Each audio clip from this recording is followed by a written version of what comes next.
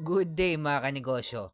Ang topic uli natin tungkol kay Malupiton at bakit ko tinapik ang walang focus in one ng negosyo ni Malupiton na King of Street Foods mga kanegosyo. At ito ang dahilan kung bakit malulugi yung negosyo ni Malupiton. Tapusin mo tong video ko, sigurado marami kang matututunan. Ako nga pala si Jepoy, isang negosyante. Isa rin akong DJ. Kung kailangan nyo pala ng DJ sa club, sa bar, sa event, message lang kayo dito sa page ko or comment lang kayo. Bilang negosyante, dahil 2026 na, 11 years na akong may experience sa pagninegosyo. Nakaranasan na pagkalugi. Ang topic natin mga kanegosyo, bakit ko tinapik si Malupito na walang focus in one ng negosyo niya. At isa to sa magiging dahilan ng pagkalugi ng negosyo ni Malupiton. Ang daming nagsabi mga kanegosyo na naiinggit ako.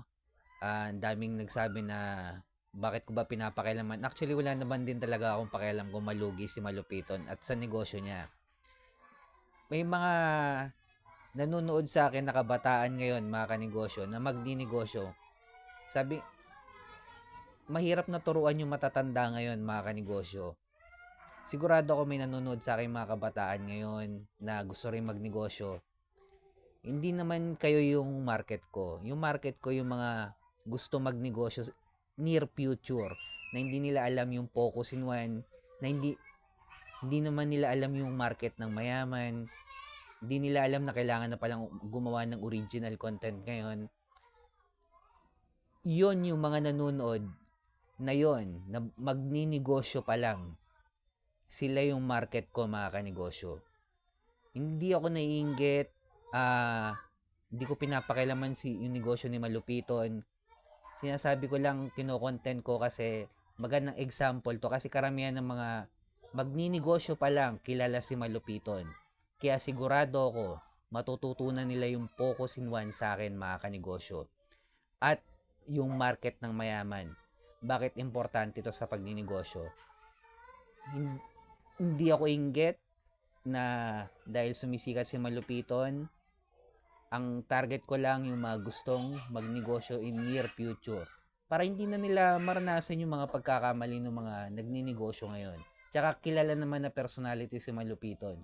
Tsaka kahit malugi naman si Malupiton, pwede pa naman siya magtayo ng mga susunod na negosyo. So, posible, baka mag-focus in one na siya doon. Tsaka, kahit malugi naman si Malupiton, feeling ko mahaba naman yung PC niya eh. Tsaka, hindi mawawala siya tsaka hindi siya mawawala sa market kasi nga alam niya gawin yung original content eh. Pero feeling ko yung negosyo niya, yun yung mawawala. Pero yung Malupito na brand, hindi. The best yan. Lalo na taga Cavite, Dasma pa yan. The best yan. Ba't ko sisiraan yan? Kalugar ko yan eh. Ingat tayo mga kanegosyo. Peace.